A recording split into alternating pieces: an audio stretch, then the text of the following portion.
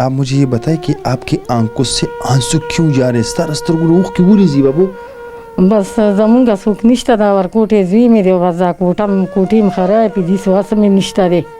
अच्छा आप मुझे बताएं कि आप यहाँ पर इस कमरे में रहती हैं तो पति कमरा की दचे कमरा गुर्जी की गिरने वाले कमरे हैं तो पति की उसी की हाँ बस जी की उन्हों ځکه چې بل درکم نه لګي بس را باندې را غورځېږي د شپې ترې نوځم باران کې او بیا ورته راشو کله پلسټکونه په دانه چو کله دغه بس والله درکم نه لګي او دکه یو ماشوم دی 12 کاله اوس چې پلار یې مړ دی هغې باندې زه مدرسه کې سبق وایم. بسم الله الرحمن الرحیم. السلام علیکم ورحمۃ اللہ وبرکاتہ. آئینہ دا کلتور چینل سے میں ہوں آپ لوگ کا ایک چھوٹا سا سوشل ورکر اصغر چیمہ. آئینہ دا کلتور کا مقصد یہ ہے معاشرے کی عکاسی کا. ناظرین اس وقت ہمارے ساتھ ایک ماں جی کڑی ہیں جو انہوں نے اپنی 2 بیٹیوں کی شادی کی ہیں اور گھر میں اس کے ساتھ صرف ایک ہی بیٹا رہتا ہے جو وہ حافظ القرآن ہے, حفظ کر رہے ہیں مدرسے میں. اس کمرے میں رہتے ہیں اور اکیلی رہتی ہیں اور آپ لوگ دیکھ سکتے ہیں کہ اوپر سے یہ کمرہ بہت زیادہ ڈینجر ہے, بہت زیادہ خطرناک ہے. آپ لوگ کو باہر کے شاٹ بھی میں چلا رہا ہوں, بیچ میں سے یہ باہر کی شاٹ چل رہے ہیں یہ ان کی پوری گھر کا شاٹ ہے اور سامنے والا جو دروازہ ہے یہاں سے انٹر ہوتے ہیں تو یہ باہر سے دروازہ ہیں.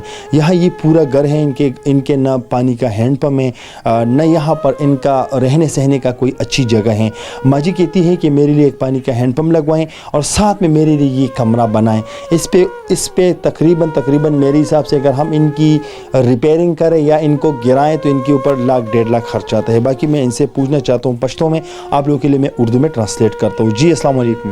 وعلیکم السلام. څنګه ابو جان خیر؟ بس خیونو څنګه ژوند څنګه تیروي, وخت څنګه تیروي؟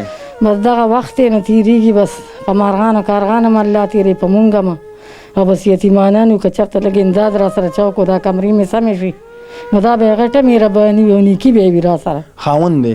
خاوند خو مې پردی کوټه کې 12 کاله اوس چې مړ شوی دی. زامن دې شته؟ یو زوی مې دی مدرسه کې دی ورکوټی دی او 2 جینکۍ مې ماشومانې وي بس همداسې مې خلکو له ورکړي ځکه چې د ما ډېره مجبوري ده ګینې خدا کې ما دا دغه کولو او که چا را سره لږ امداد وکړو لاس امداد نو بس الله به ورسره وکړي ځکه چې یتیمانان یو او بس والله کې د رزق دا کمره که پتا را پرېوته نو بیا خو به ګاونډیان رامنډې وي چې په ببو باندې کمره را پرېوتې ده او بیا به ګاونډیان نو بیا به دا ټول مل زمانه خو نور خلک نه دي خبر نو به زمانه خو صرف د خپل کلی خبر دی هغوی را سره لاس امداد نه کوي که نه چې کولی خو صدقه نه وګینې چې 5,000 روپۍ مې ښیوې نو زما د بچو بچې زه ورته ویم دوی ټولو ته دا خو پکې راشي دوی به خفم وي خو ما د دوی دا خبره نه کوله ځکه چې کلی مې دی کلی م را باندې ستړی شو ځکه چې بس وي پردی غم د وارو سوړ دی که نه او ځمکه خو هغه څه دي چې اور پرې بلیږي که نه هلته کې خو زما خونه ورانه ده اول داسې خو دې ورانه که اوس مې د کوټو دا درک نه لګي نو بس څه وکړمه. دې کې تاسو ژوند څنګه کوئ؟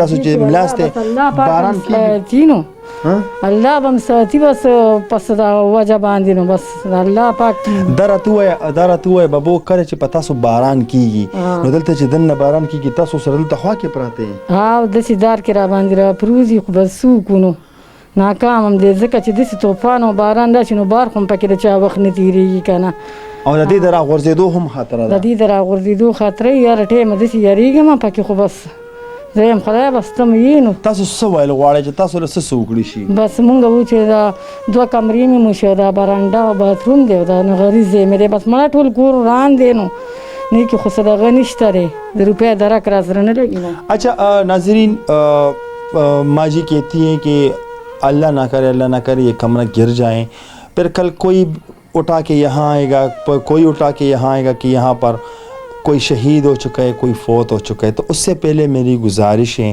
کہ بہت بے بس ہیں لاچار ہیں شوہر نہیں ہے کمانے والا کوئی بڑا بیٹا نہیں ہے اور 2 بیٹوں کی شادی اچھی طریقے سے عزت سے کرائی ہیں.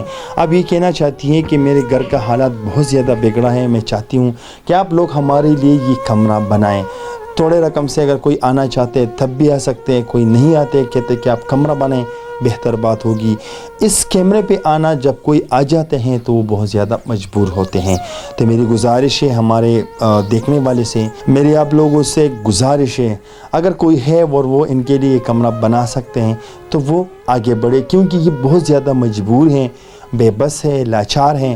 ہمارا ایک چھوٹی سی گزارش پہ اگر آپ لوگ کر سکے تو بہت بہتر بات ہوگی. تب تک کے لیے اتنا ہی. اگلے پروگرام کے لیے مجھے دیجیے اجازت. اللہ حافظ.